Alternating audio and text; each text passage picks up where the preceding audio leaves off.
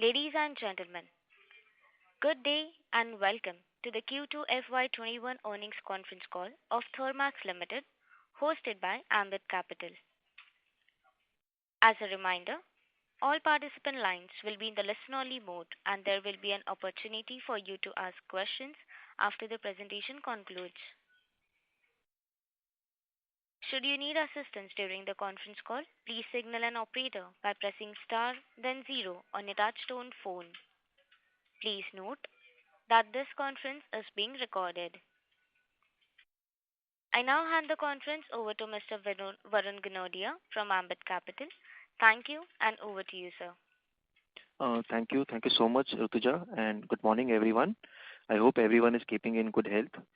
On behalf of Ambit Capital, we are very pleased to welcome you all to second quarter FY21 earnings call of THERMAX Limited. Today we have from the management with us Mr. Ashish Bhandari, Managing Director and CEO, and Mr. Rajendran Arunachalam, Group CFO. I will hand over the call to Mr. Ashish for his initial remarks, post which we'll open the floor to Q&A. Sir, over to you. Thank you very much, and a very good morning to everyone that is on the call. I think the analyst presentation has been shared through our multiple channels. So I will limit my talk to pages through the analyst presentation, keep it brief, but giving a lot more time to everyone on the call for questions and answers.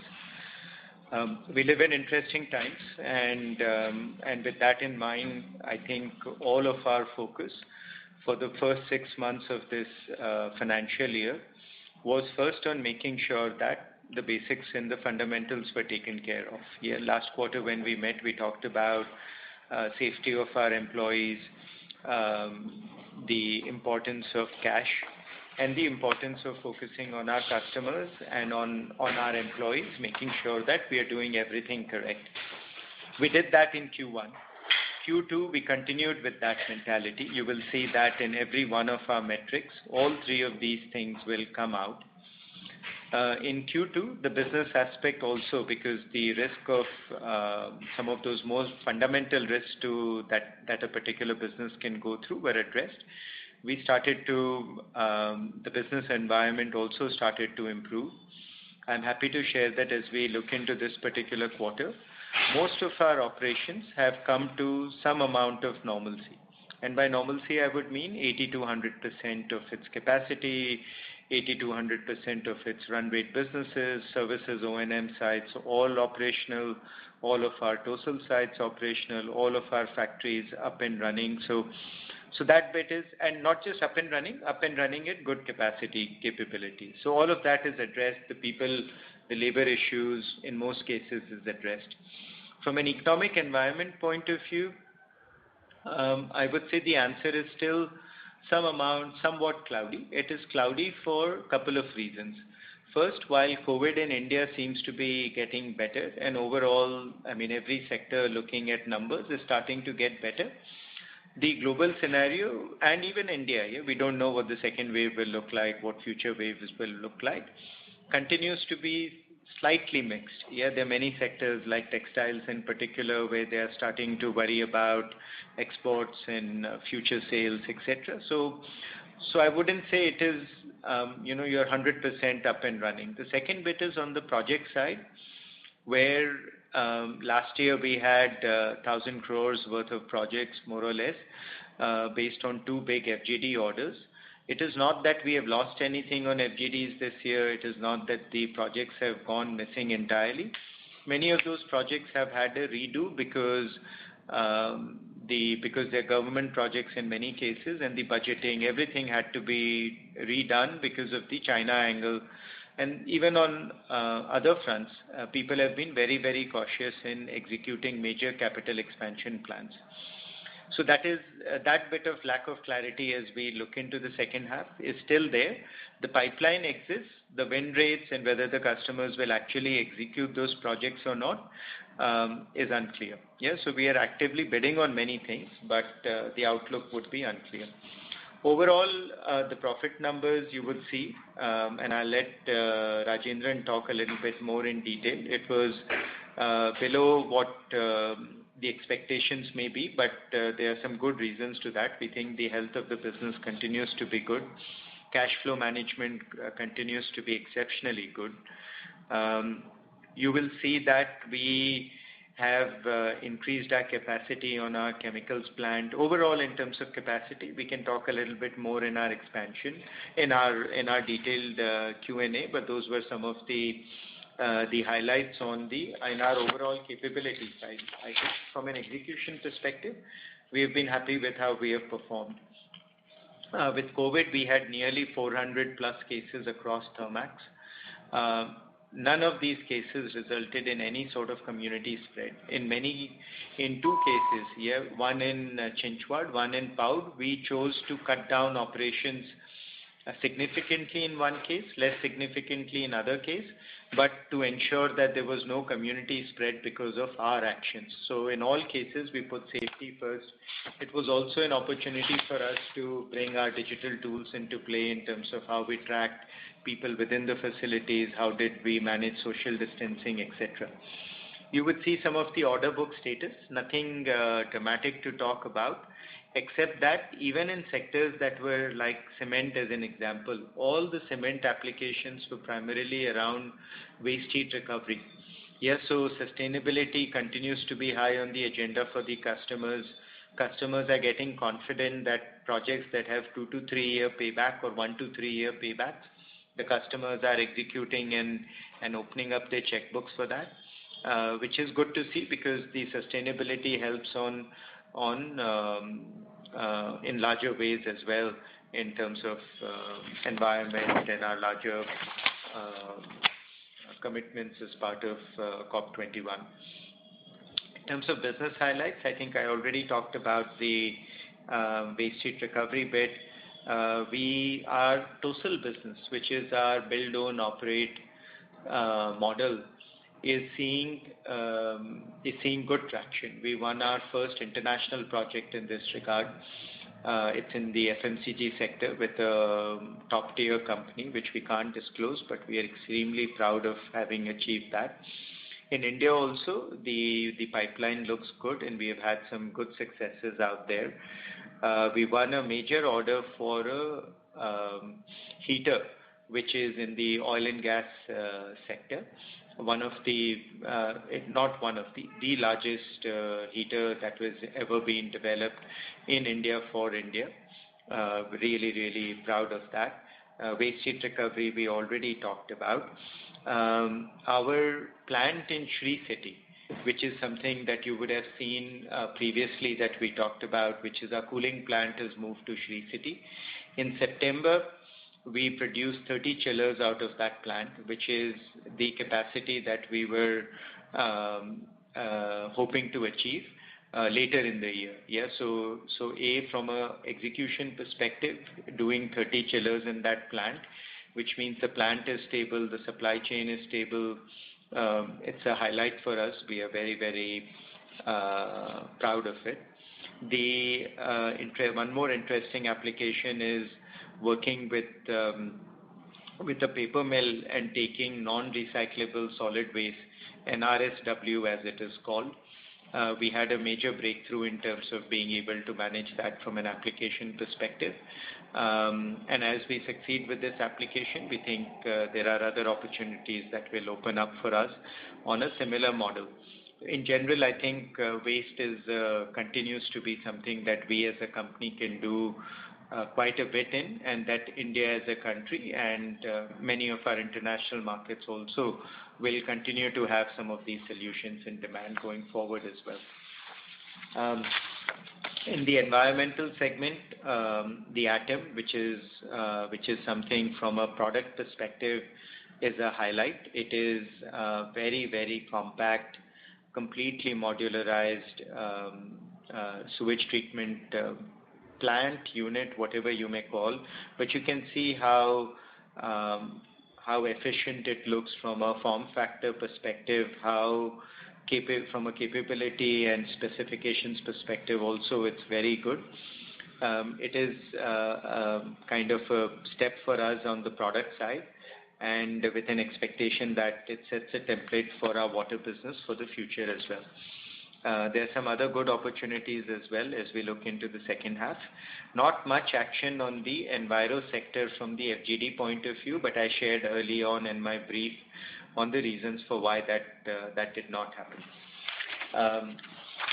The chemicals business, last quarter we had talked about that our percentage of specialty chemicals was good. We had favorability in terms of input costing from a commodity pricing point of view. We were also able to manage our costs relatively well in terms of our G&A expenses, not just in chemicals, in our entire company. So all three of those trends continued to hold in this quarter as well. And we had higher capacity availability at our plants. So with the improved revenue, we had improved profitability, and the percentage profitability also improved. So that was clearly very good. Unclear how commodity prices, etc., will move in the future, but the focus on making sure that we can continue to build specialty chemicals increases and improve the stability of the capacity addition that we have done. So with this, we have an additional capacity of, our Dahej plant has doubled in capacity from a rated capacity perspective practically. We have 800 ton metric cube per month additional capacity now. But to stabilize the plant, make it capable for doing very specific specialty chemicals running, that will take some time. We think as long as Q1 of next year. But the capacity is now available, and there are many other. Overall, I think increasing volume from this new plant is something that we will look to do. Lot of new applications that the team is having success with. Fair bit of international growth for our chemical segment as well. So clearly a highlight for us across our entire business. Through this environment, I think the focus on digital continues to be strong, and while we have cut down investments and expenditure across all categories, digital and technology will be two areas where we will increase our spending, not just now, but through the rest of the year. There will be accelerated funding in both of these areas. Remote commissioning, remote management in particular is something that we had plenty of examples both in Q1 and in Q2. But in Q2, our acceleration in terms of remote monitoring from an application perspective, driving solutions around digital, all of that will continue to accelerate. And as we have major successes here in future quarters, we will continue to come back and report those. Some good customer accolades overall in terms of safety, in terms of new projects that we have done. A couple of our customers were really happy in terms of how quickly we executed during COVID times in getting their plants up and running. To be fair, I would say there are customers who are now looking to accelerate deliveries, and where we are having challenges in making sure that our plants can keep up with. You can see our backlog is quite a bit, and during Q1, customers were pushing deliveries out. In some cases, even in Q2, customers were pushing deliveries. In most cases now, customers want deliveries. So now we are limited more by how quickly we can clear our backlog, which is a good problem to have. But we are seeing quite a bit of that, where some customers will come and say expedite as much as possible. So we look forward to that. The individual consolidated performances by segment and the detailed financials, I'll pass it to my colleague Rajendran to take you through some of the pages that we had shared in our analyst reports. Good morning to all of you. On the investor presentation slides on the financial performance, I think you have the order booking and the order backlog numbers therein. Rajendran, you want to ask if they can hear you clearly? Okay. I'll step back. You can take your mask off. All right. I hope I am clear. In the event I am not clear, please let me know. The chemical segment performance, I think as Ashish earlier mentioned, continues to be robust, similar to our Q1 performance on the chemical front. Energy and environment segments, I think as highlighted herein, there was in last year Q2, we had a large FGD order for about 470 crores that we had booked, and hence the environment segment had seen a higher order book, and that's the reason why you see a large negative percentage drop on the environment segment. Energy segment has more of our project businesses, and I think traction on that is coming back at this time. However, our order book position remains reasonably stable compared to our quarters, and I think we have sufficient for execution in the coming quarters.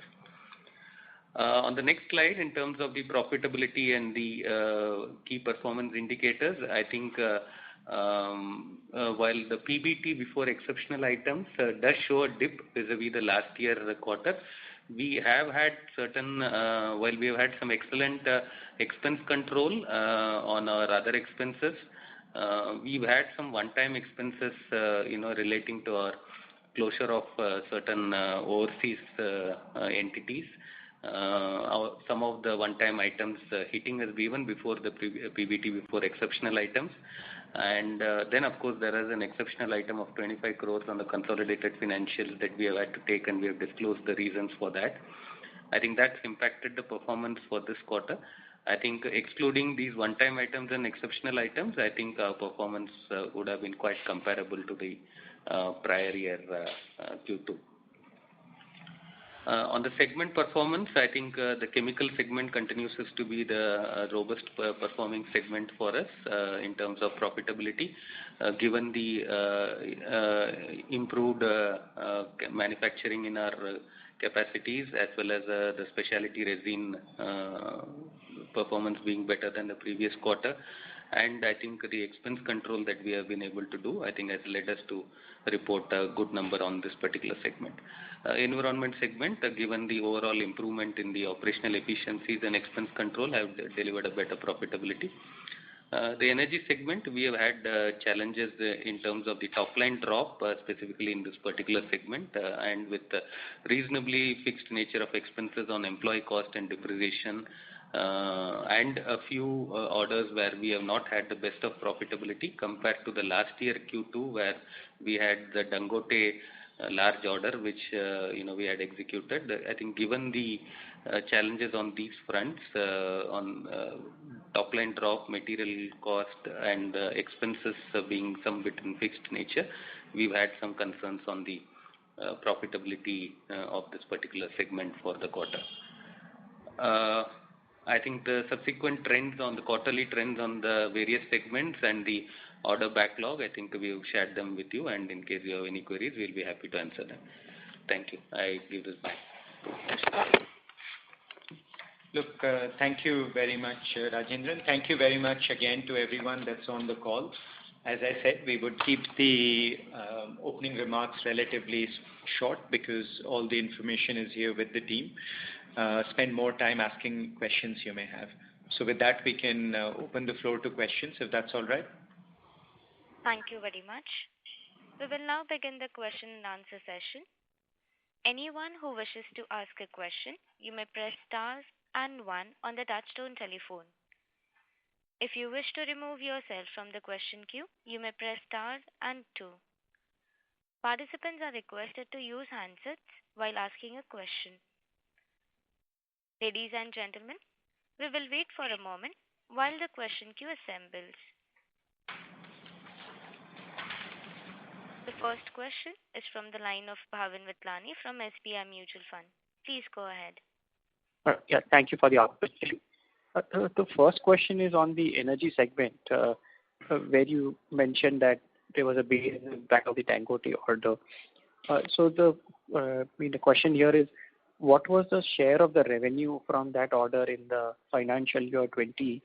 And are we seeing an opportunity equivalent or a multiple of that which could replenish that order and we go back to the original level of profitability? That's my first question.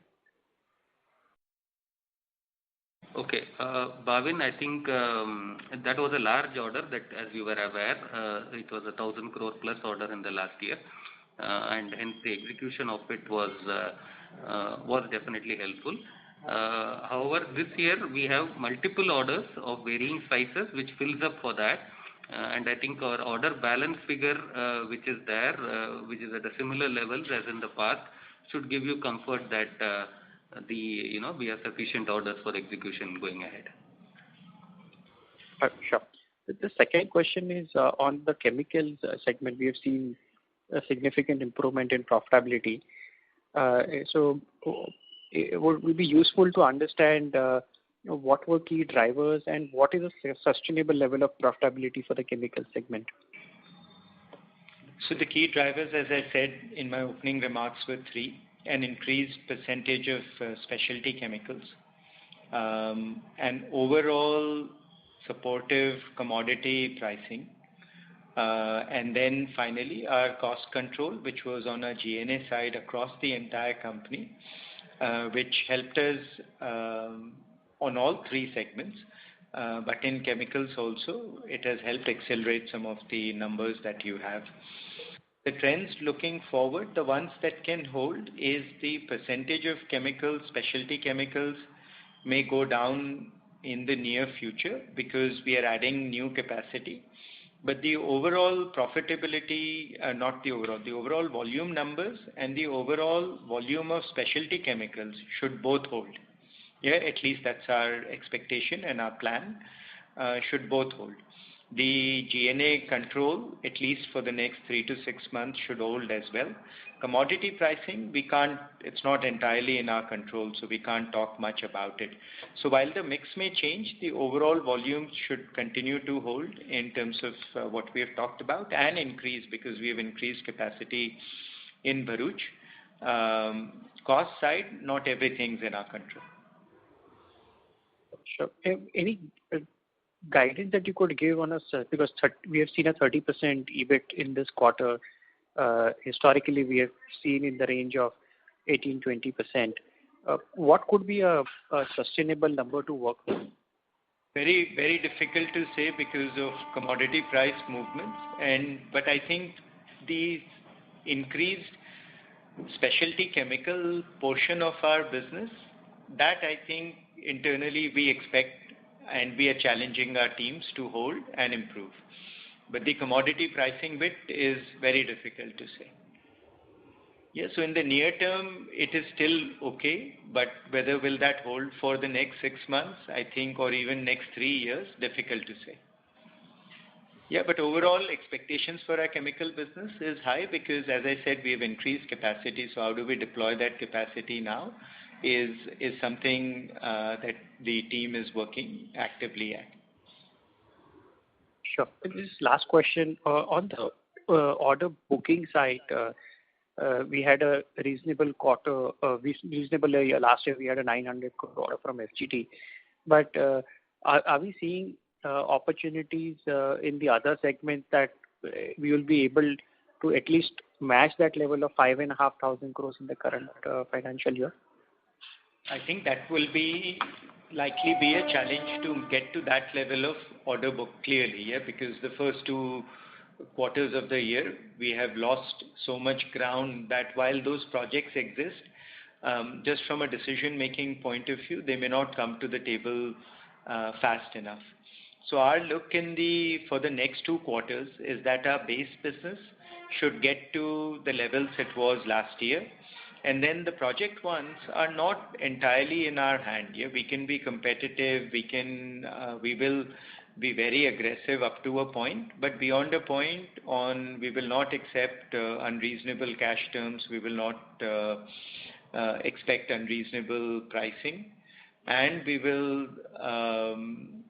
be patient if need be, working with our customers. Yeah, even FGDs, the pipeline exists. Yeah, if you take a look at the number of projects that in India and the number of plants that will need FGDs, that number continues to be very, very large. NTPC itself has a huge volume of projects that are still pending, but many of them will have slowed down slightly because of the overall for two reasons. Here, many of them will need a rebudgeting because of the China angle and the association of that China angle with FGDs. And secondly, many of these customers outside of the government companies were looking to see if they could delay their program slightly by getting extensions. So some of that work is also going on the in the sidelines. So that is slightly, even in some of the other segments, including oil and gas, we have some big projects for which bids are outstanding. Not sure how those movements will be, also not sure what our win rates will be. So it's tough to come back and commit to a number. Sure. Yeah, thank you so much, and best wishes from our side. Thank you. Thank you. The next question is from the line of Sujit Jain from ESK Investment Managers. Please go ahead. Hi Ashish, compliments on a decent set of numbers. Thank you. A few quick questions and details.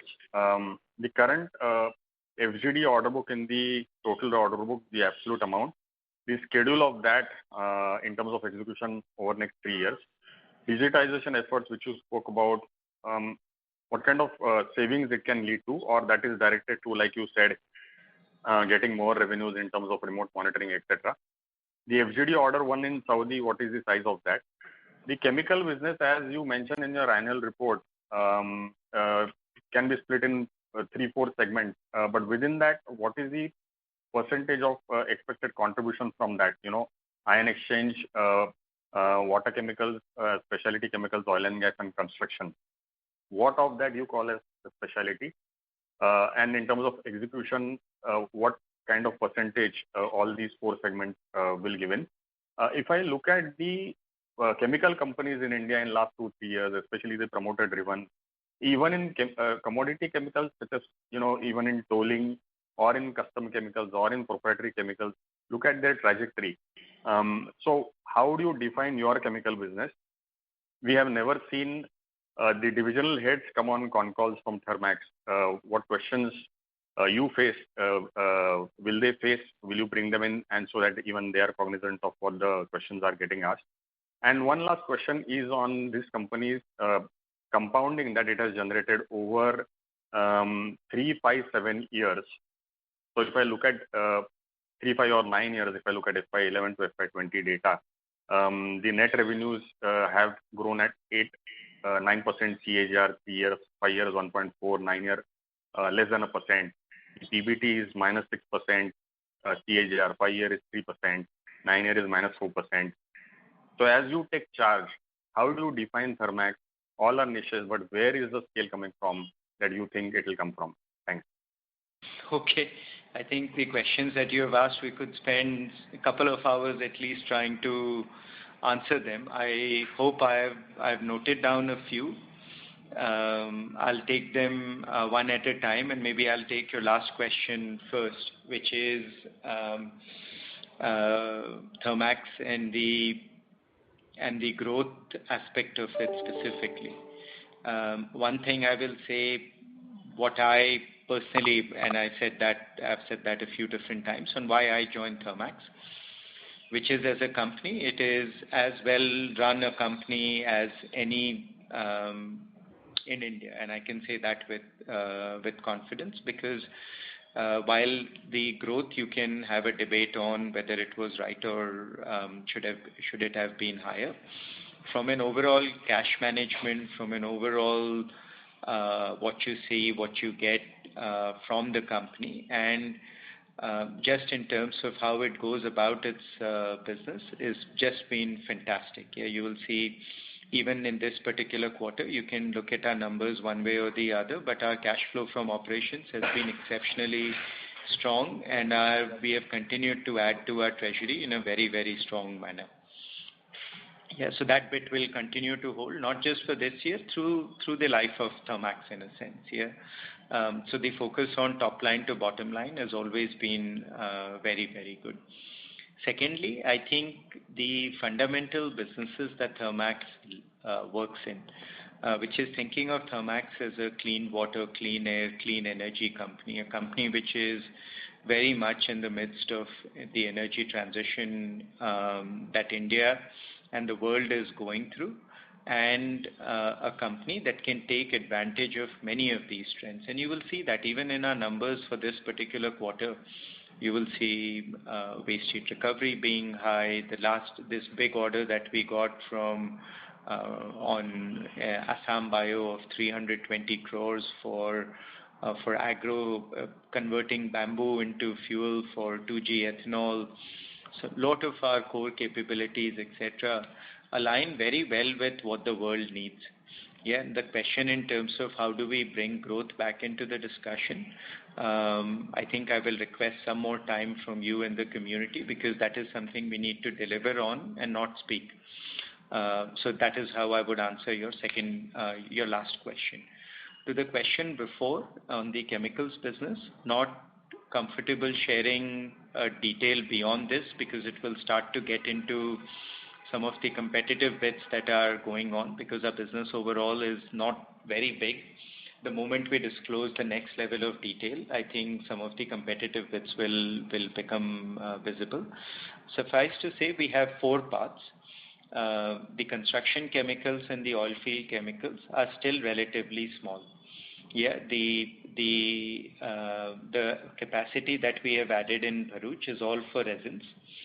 And that is the part which has a fair bit of international exposure as well. Beyond that, our water performance chemicals, which is primarily goes into a variety of water solutions, from boilers, from cooling towers, from RO, etc. That portion of our business is also doing very well and has continued opportunities for growth that we are very excited about.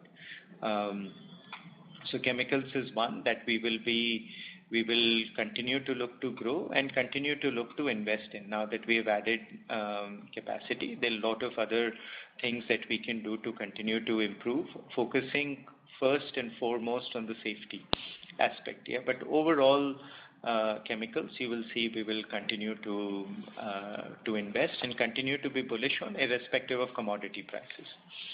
That is the second bit. The third question that you had on FGDs, I cannot commit to a specific timeline. I would say the orders that we have picked in, because they have now a lot of moving parts. Yeah, but I would say that after going through some period of uncertainty, because we had to get clearances, I've talked about this is the only portion of our business where we have some slight dependency on China, getting visibility to those, getting all of that. I think, yeah, with some amount of confidence, but not 100% assurance, that is behind us. All of these now, our execution is back into normalcy, and we are pushing all cylinders. So good chunk of this revenue will start to show up next year, and most of it will clear out the year after. Yeah, between these 2 years, I would hesitate to share an exact schedule while we have one, because there are still parts that are moving overall. Okay, so those were your 3 primary questions. The fourth one was on Rajendran. What was the fourth question? No, I think so before I move that, what is the absolute order book of FGD orders? The FGD orders are about the 2 big orders are the only ones that are particularly exceptional. The Saudi one is not big enough to talk about, and I would not share the exact number of that.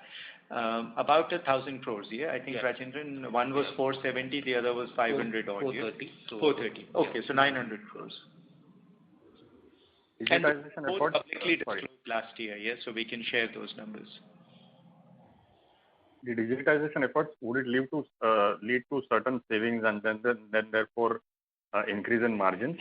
So the digital effort is on 2 fronts. I think one is continued focus on just making us, for example, yeah, we are going to go through a complete SAP implementation on our chemicals business. Yeah, which is not like a IoT, but it is still investment in digital, because as we add capacity, as we get ready for growth, some additional capability was very, very important. We are also spending heavily in making sure, as you could see, in terms of our overall project execution, bringing PLM tools, bringing capability in terms of automation, etc., which is starting to help us show cost. I would not show a number and volunteer a number right now, but we have internal targets, and some of it will show up even right now in our G&A numbers in terms of how we are doing drawings automation, cutting down our overall third-party expenses, our engineering expenses. So some of it is internal. A good amount of it is outside also, in terms of bringing new models and our remote monitoring, asset management capability. That will take time before we figure out the entire commercial path to it, because one aspect is connecting all our devices and starting to get data, which is the path that we are going through right now. The next one is, how do you create value out of that data? Yeah, what will the customer be willing to pay for? How much value can you derive? Can that be big enough to start an entire different line of service revenue, etc. for you? That will take us some time to answer that question. Thanks. I'll come back in the queue. Thank you. Thank you. The next question is from the line of Ranjit Shivram from ICICI Securities. Before the team says, the capacity addition is in Dahej, not Bharuch, and the bad is mine because I lived in Bharuch for some years. I did not. I mean, my parents did. I was in engineering at that point, and so I tend to combine Bharuch and Dahej in some reason. So the bad is mine. The capacity expansion is in Dahej. Thank you.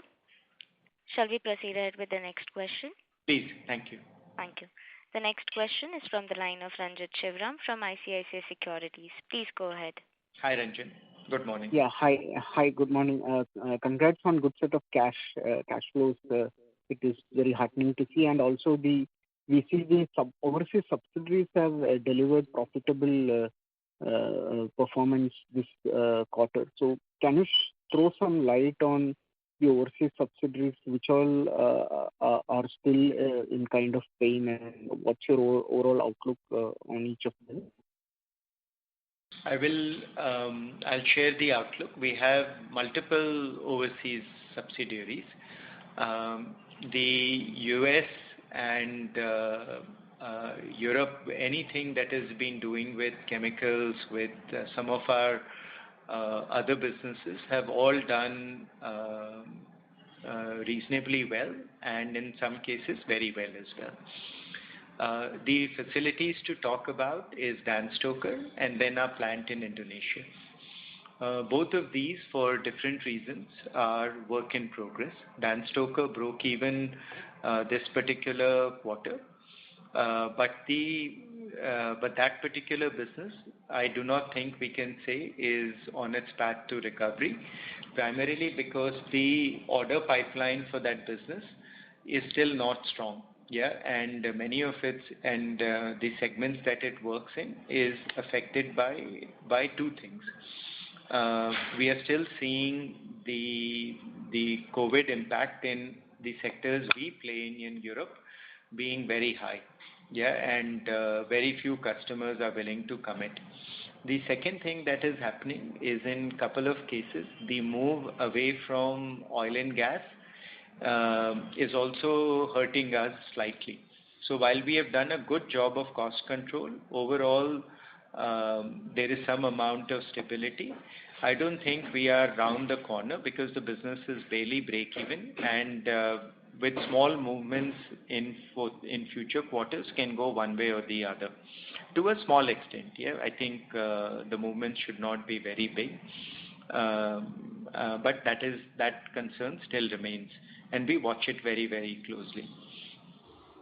Indonesia did not have a great orders quarter. Its backlog was improved over last year, but will continue to be one that we will look at very closely because the pipeline exists in Southeast Asia, and it is a market that we think we are there for the long run. So we will want to continue to not look at one quarter or 2 quarters as one way or the other, but we are there for the long run and will continue to put our focus in making sure that we build out. Q2 was not great from an orders perspective for our plant in Indonesia, but the pipeline exists. And overall in Southeast Asia, we do see an opportunity pipeline. The win rates are not clear though. Yeah, but the opportunity pipeline exists. Okay, thanks for that explanation. In terms of, we have announced VRS both in the Indian operations and also in the overseas group. What was the major reason for that, and is there any more kind of VRS, or are we done with our restructuring? Is it because we are not seeing much growth in the future? What was the idea behind that? VRS was planned because on our cooling plant, we had started a new facility in Sri City in the south, which was a modern plant with close to the water in many ways, and with capability that we had put in plans quite some time ago. So in that sense, the VRS was not capacity or otherwise related, it was just part of our long-term plan. I would not state anything on what the future can hold because a lot will depend on many factors. But this is the only thing that was in our plan at the current moment. I think that's how I would answer the question. Rajendran, I don't know if you have anything else to add. Nothing. I think we have disclosed already the impact of it. I think 45 employees took that, and I think an impact, a gross impact of approximately about 10 crores, I think we have disclosed.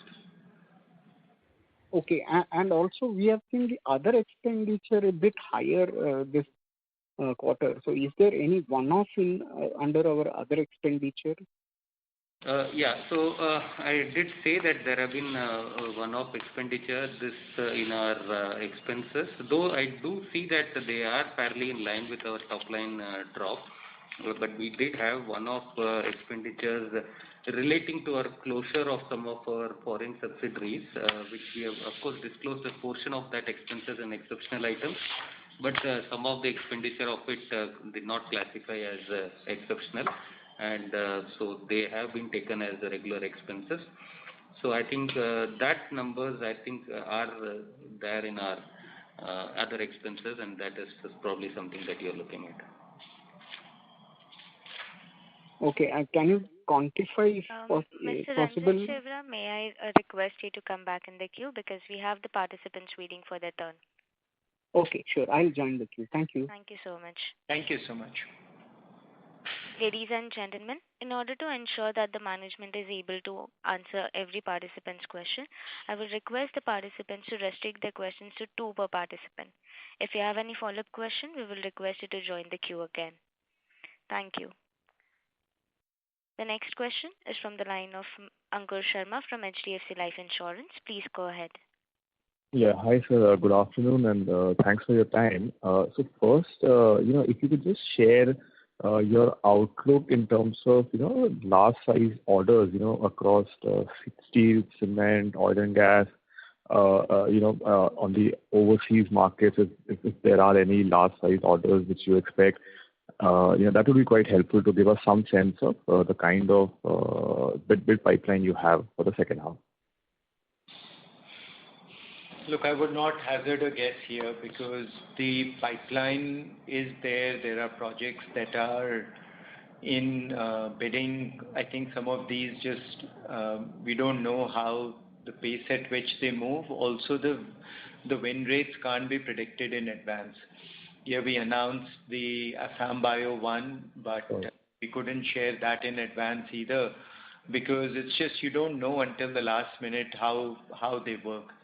Yeah, so both for India and outside India, there is a decent pipeline that exists, and I've talked about the areas here in cement, steel, the waste heat recovery applications that are all in that 100-200 crores continues to exist. In oil and gas side, the Rajasthan refinery and couple of the other 2 or 3 refinery projects that are there, made bids on relative areas. We don't know when those bids will open and whether we will win or not. Clear.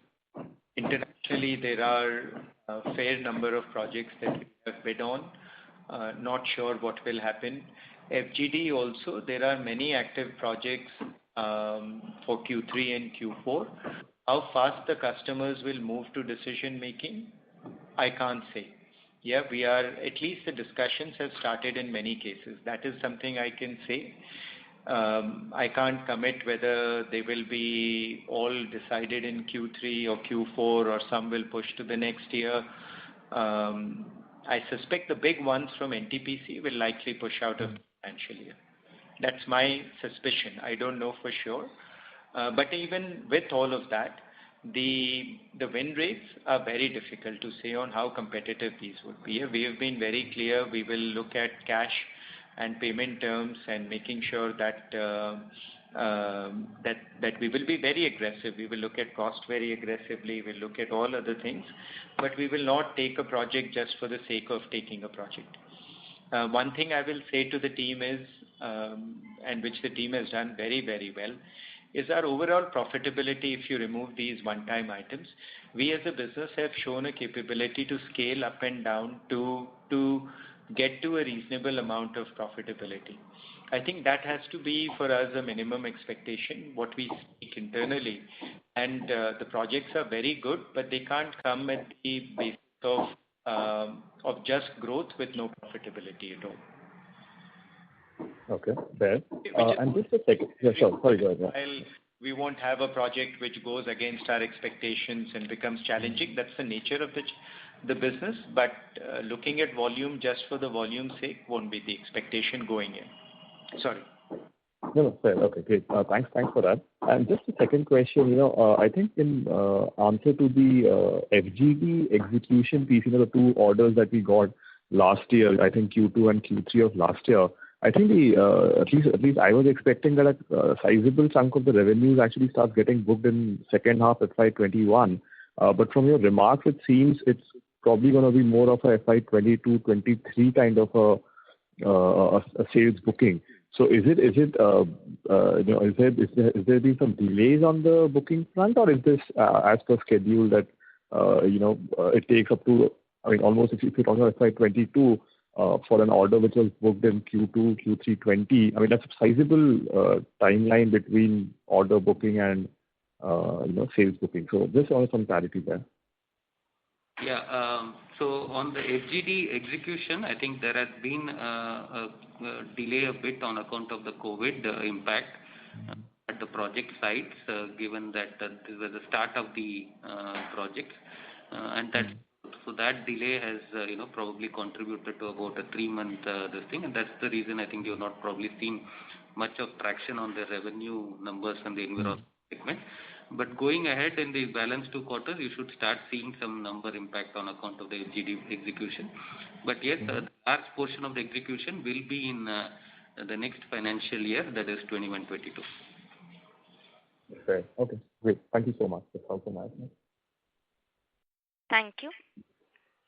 The next question is from the line of Renu Baid from IIFL. Please go ahead. Yeah, hi. Good afternoon, sir, and thanks for the opportunity. My first question is coming back to the chemical segment, because at least for this quarter, if you see chemicals contributed a lion's share of the profits. So if you can try and give us some indication in terms of what was the overall mix of specialty chemicals in the second quarter, and from a medium-term perspective, if you take a 2 to 3 year view, what is the likely or expected mix of specialty chemicals in our revenue profile? And would that imply that on a sustainable basis, margins can then head towards in 20% range to that extent, from a medium to long-term perspective? Okay. Look, I think on the chemicals business, we are still working through a phase of growth and some amount of internal capabilities, etc., that we are continuing to add. So the percentage of specialty chemicals, give us some more time. Maybe in future quarters we can come back and disclose. But for now, I think what I would say is the percentage or the volume of specialty chemicals that we have, we would look to hold that volume as we go into the future as well. Yeah, and hold those volumes and hopefully increase those volumes as well. The opportunities exist, the pipeline exists. As I said, in the short term, the mix may go down a little bit because when you add capacity, the initial volumes that you add in that particular capacity may not be specialty chemicals because the plant will take time to stabilize. Customers will want to see production first. We too would want to be comfortable that the plant can deliver certain specialty chemicals, and also with customers converting them from a supplier perspective is not an easy task. So the original volumes in specialty chemicals we think we can hold for the near future. The mix will likely change, but the bullishness that we have of growing volume and the numbers holds. Surely. So the second question would be to understand a bit more on the export incentive side, as in we have had almost 25% of our exposure on the export portfolio, and MEIS benefits were a reasonable share of our operating profitability. So, have you booked any provision in the current quarter on MEIS related export incentives? And going ahead, what could be the likely impact on our operating profitability if the roadmap benefits don't turn out to be of a similar quantum the way MEIS benefits are today? I'll let Rajendran answer one first part of your question, and I think we can talk about it. Okay. So on the export incentive MEIS portion of it, our export revenues had been bit subdued compared to the last year H1. I think the accrual has been to that extent lower in our financials for for H1, and we have been a bit conservative on that front, definitely. Yes, with regards to the outlook, I'll request Ashish to probably talk. Okay. In terms of, I think on the MEIS outlook, we would hope that the government will replace this with an equivalent or an improved scheme. And I think as a community, everybody should, all of you should also make a case for that. It is something from an Atmanirbhar, Make in India perspective, all of those perspectives, taking away these benefits hurts businesses. And we would want it to continue. We will continue to make a case for it to continue. The clarity from the government, I think you are privy to as much information as we have in terms of whether that will happen or not. But we would of course want to make a case that it should continue. Sure. And if I may ask one more question, as in we have in the last few years added new capacities, and the phase 2 of the plan was that once these capacities stabilize, we would consolidate some of the old facilities sitting in the heart of the Pune city. So what is the strategy or plan in terms of consolidating certain old facilities and monetizing those investments, maybe not in the near term, but from a medium to long term perspective? Look, as a company, we constantly look at these terms, and these things change depending on business outlooks, based on a lot of other changes, etc. For chemicals specifically, there wasn't a plant in Pune at all. There's a plant in Maharashtra, in Paud, but not in Pune. But between right now, all three of these plants, which is Jagadia, Dahej, and Paud, all three are running at capacity. And it would be tough for me to comment on what the case may be a couple of years down the road. Sure. Thank you so much and all the best, sir. Thank you. Thank you. The next question is from the line of Abhishek Puri from Axis Capital. Please go ahead. Yeah, thank you, and congrats for a good set of results in a tough environment. Sir, just wanted to check on receivables front, what led to this large reduction, and where have we made these collections? So I think, Abhishek, we have been, I think post the pandemic impact in Q1, I think our focus on cash flow collection has been one priority that I think we have pushed all our businesses to be on. And I think the collections that you see is an outcome of our Q4 and Q1, whatever that we did.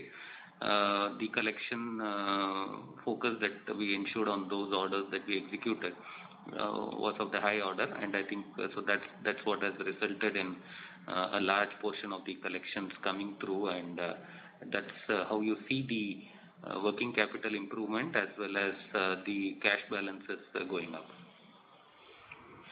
So they're not one specific order or one specific customer, they are across all our businesses. Okay, and the Dangote one is already cleared completely, right? The payments are done.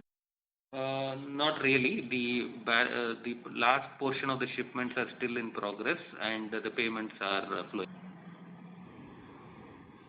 Helpful to know. And secondly, more on a medium term and long term basis. Last 3 years we have been seeing. Last 10 years we have made a lot of investments in global entities.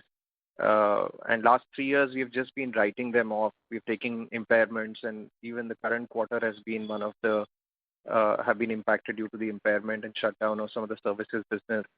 So just want to understand, how are we thinking about this business? Are we going to continue, given that energy shift is happening in a big way towards renewables? Are we going to add capacity and shift it to more on a sustainable product basis, or what is the thought process there? So you've asked 2 separate questions. Let me see if I can answer, give you at least directional guidance on both of these. I think in terms of a sustainable portfolio, I don't think anybody needs too much cajolement of any sort to say you should work your portfolio in that area. So that is clearly something we will do. We are, as I said, continuing to accelerate our technology investments, lot of other ways in that direction. And our portfolio overall and our capabilities lends ourselves for that. Yeah, if you take segments where like TOSL that I talked about, it is one of the largest players for biomass in India in terms of the amount of biomass we handle, in terms of our capabilities to understand that from an application perspective, what we can do. So the whole space of bioenergy, biofuels is one that is of interest to us, will continue to be of interest to us. I think that is something that is clear. In terms of water, lot of our capabilities around water filtration, but doing that in the most efficient manner, managing tough to treat water, doing zero liquid discharge, having advanced capabilities in many of these segments. That is technologically advanced as well. Advanced project execution capability, all of that is not straightforward, and one that Thermax is good at. We will continue to and double down where needed on some of these areas. On the environmental side, I think the FGD is also just an example, but that whole space of cleaning up the air from our plants, whether it be FGDs, bag filters, ESPs, all of those, that's a long-term play in our mind, and one that we are very good at. And how do we continue to do that in India and in abroad? In many places in Southeast Asia, as an example, the environmental norms are actually weaker than India. Yeah, and as the environmental norms there improve, there is a trend that equipment from India will be better placed in the long run to participate and take advantage. But those are all long runs. Yeah, they're not like a quarter or two kind of. They're long-term things that we can continue to do. These are just 3 examples. Even in the case of our chemicals, a lot of the work that we do ultimately goes in purification of water, making sure that water is more recyclable, and in applications that have a long life. Yeah, and you will see from our investments as and when we can talk about, even on our technology side, we have some potential investments that we will continue to do, which is in this area of sustainability, green energy, clean air, clean water. So that is your second part of your question. To the first part of your question, in terms of I think international subsidiaries, I think it is fair to say that our performance has not been perfect. I think all the write-offs we have had in the past will clearly say that. We don't talk about the successes as much because we don't have to write them off or otherwise. But if you take a look, our rest of our business in Europe and in America has done very, very well. Yeah, all our chemicals work is based on exports. Our cooling technology does a fair bit of exports, and some of those businesses are extremely important to us and very profitable. Yeah, talking about Dangote as an example of stuff we have done internationally, and we continue to do those very, very well. I think beyond that, some of these other specific subsidiaries, we have talked about them in the early question. I guess that would be my answer to your question here. Thank you. I'll take the rest of them later in the queue. All the very best. Thank you. Thank you. Before proceeding ahead with the next question, the question to the management that just a point on time. I think we are beyond the set time. If it's all right, maybe we take one last question and we can. How many more questions do you see, by the way? We have 4 participants in the queue. Answer the 4. We'll answer the 4? Okay, we will answer the 4 and no more questions after that, if that's okay. Yes. Ladies and gentlemen, this is the request. As there are it is due to the time constraints, we'll request you to limit your questions to per participant so that the management is able to answer the questions of all participants. Thank you. The next question is from the line of Pulkit Panchni from Goldman Sachs. Please go ahead. Yeah, thank you for taking my question. So my first question is on the environment segment. I mean, while you spoke about sustainability and it is clearly a theme, that is gaining a lot of traction, what we've seen is that it has sort of not grown for us for a long time. And also when we speak to people in the industry, it seems the size of orders that come in are pretty tiny. The counterparty happens to be a government or a municipal corporation, and that's why, the profitability is also relatively limited for your clients. So I just want to understand, how should we look at scalability of this environment business? That would be my first question. Okay. So I would say think about it in 2 terms. Yeah. One is run-of-the-mill environmental solutions, which is every chemical, textile, steel, small or big plant will need some sort of management of pollution as at the exit point of whatever it is that they produce. Yeah, and that is something where norms continue to get tougher, move on, new technology will continue to be needed.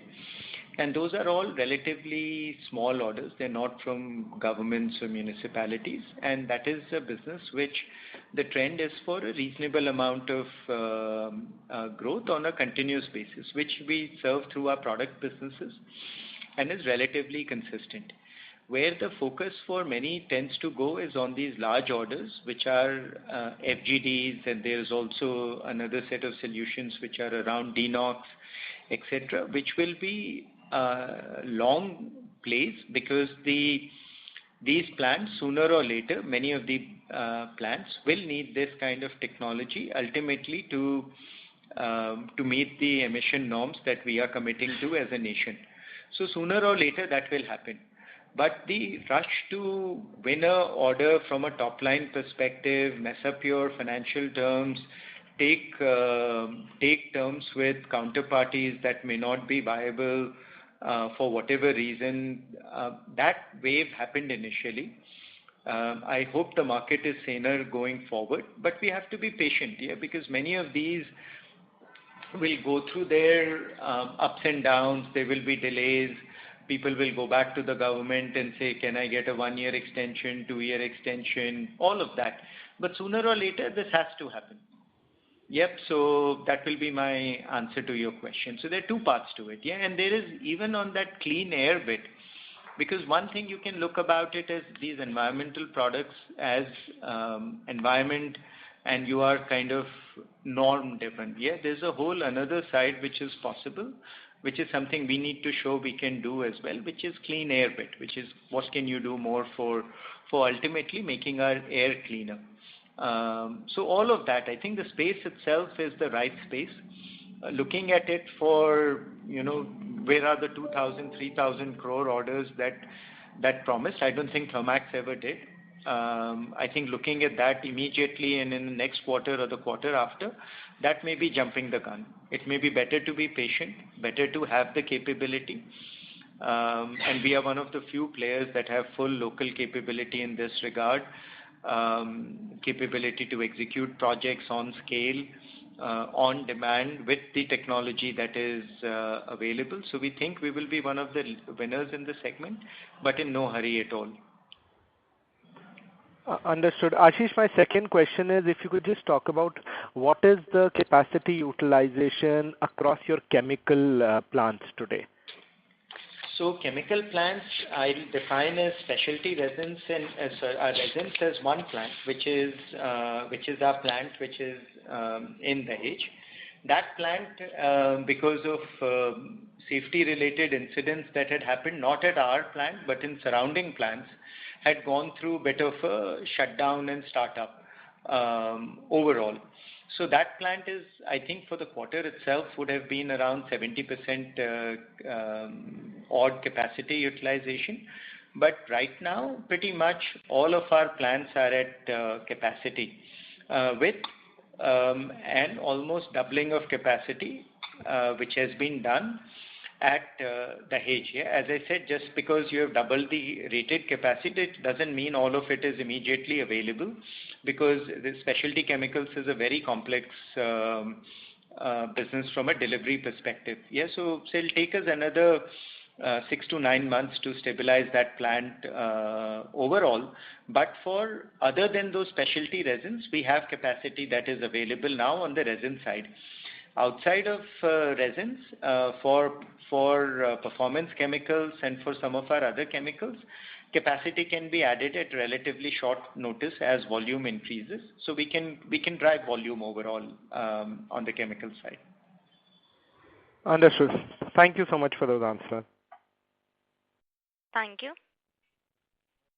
The next question is from the line of Atul Tiwari from Citigroup. Please go ahead. Yes, thanks a lot. Sir, again, just one question on the specialty chemical. Could you throw some light on, what is the end use of these applications and, which industries the customers are in? And I'm not asking for the name of the customer, but just, the end use and the industry. And the second related one is, you did speak about developing specialty chemicals for new applications. So again, some kind of color on what would be the end use or the end industries or any kind of specific, speciality, in terms of chemical skill set like chlorination or anything else that you are looking at. Any kind of color will be helpful on that part. Look at the chemical set is for specialty chemicals is very, very wide. Yeah, and we have had success in multiple segments, and also because this is very strategic and very competitive, I could not share beyond a particular set on what all we are working on. I think in the business highlights section, you will see a couple of different examples here. So you have a very specific application for a very key account in Saudi Arabia as an example. Here we have got multiple water customers that are in the water purification business in America that are customers. We have also worked on a very unique application for a sugar for decolorification as an application. So interesting set of customers, very diverse set of customers, very good mix between India and international. I guess that is all that I can say. Other than that, we continually working on newer and newer applications on this front. Okay, thank you. Thank you. The next question is from the line of Sujit Jain from ASK Investment Managers. Please go ahead. Ashish, what is the capacity in the four segments in chemicals? Ion exchange, water treatment, oil field, and construction chemicals. I think not willing to share. I think on Dahej, we have increased capacity, which is on the resin side. Beyond that, I said there is some flexibility in capacity. To what level in terms of tonnage?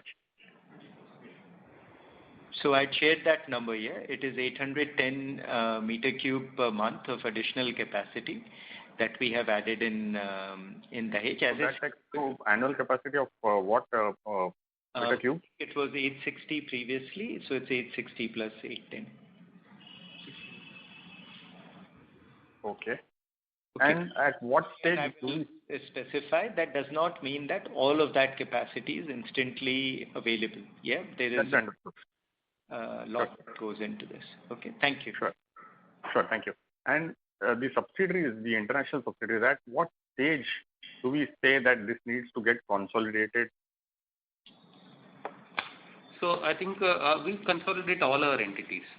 There's no entity. No, by consolidation I mean fixing it up. Because if I look at 5 years data, 7 years data, there's no growth. There are regular write-downs.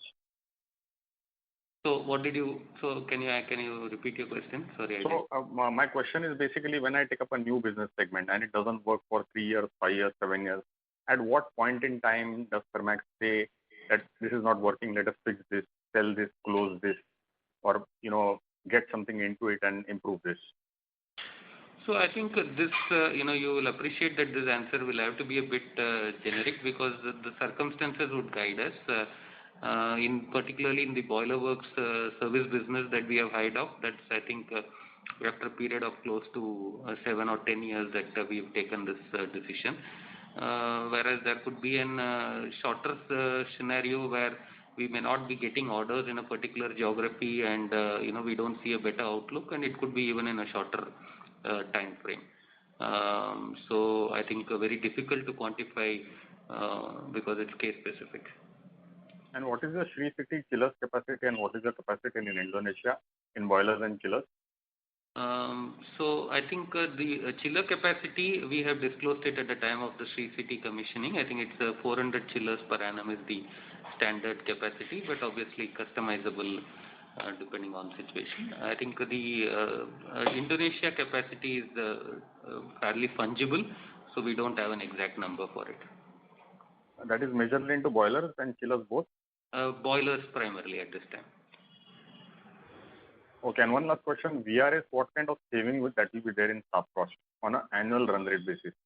So the overall cash outflow over a period of time, we have disclosed the impact for 45 people who have taken it. No, I'm not asking for the impact. I'm asking for the savings that will happen, accrue, because now there will be less employees.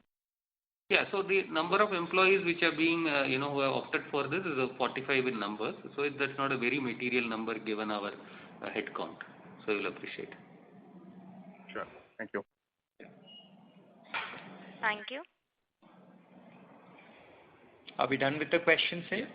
This will be the last question, which is from the line of P. Rajakumar, an individual investor. Please Hello, Mr. Rajakumar. Good afternoon, Mr. Ashish. First of all, congrats for the good set of numbers.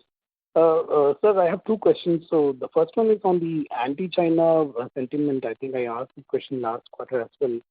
Just want to know, do you see any of this converting into orders for THERMAX? You could give some color to that. And second thing is, I saw there is one note on the excise, order close to 1,300 crores.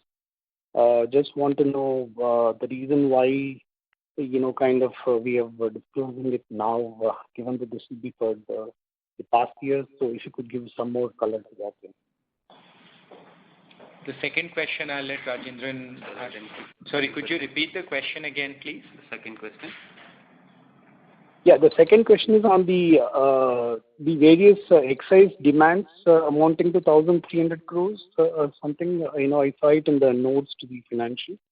Yeah. So we believe at this point of time, basis the various tribunal level judgments that we have seen of similar nature, we believe that we are in a strong position vis-a-vis winning that particular matter. However, of course, our particular tribunal judgment is awaited. Given the pandemic, there has been some delay in the resultant order, but we are reasonably confident given the facts of the case. Okay. Okay, on the China one, I would say, maybe there are some sectors that have revived very well based on demand, and maybe, steel would be a very good example where the customers themselves are bullish. Are we seeing specific orders because of China? I would say not yet. We would have liked to see, and I will say in some of certain cases, there are customers who are continuing to see if the lowest cost supply can come from China and continue to maintain that thinking. So at least in the sectors that we touch, the change is not as prevalent as I would have liked, perhaps. Mm-hmm. But what do you think would be the long-term impact of this, in terms of the top line? Long-term impact, look, right now from what we can see is would be minimal either which way. Yeah, we have very little dependency on China for our raw materials, other than this very small portion on the FGD side. And on the increased demand side, I don't see much of an impact right now. Yeah, if many of our customer segments do very well, then maybe yes. Or if importing boilers suddenly becomes impossible from China, then that would be good. But none of them have happened so far. Okay. Yeah. Thanks a lot, Ashish. Thanks for Thank you. all the best. Thank you. Thank you very much. Thank you for hosting us as well, and I wish everyone a good day and a happy Diwali in advance. Thank you. I now hand the conference over to Mr. Varun Ganodia for closing comments. Yeah, thank you. Thank you so much, Rutuja, and thank you so much, sir, for patiently answering all the questions.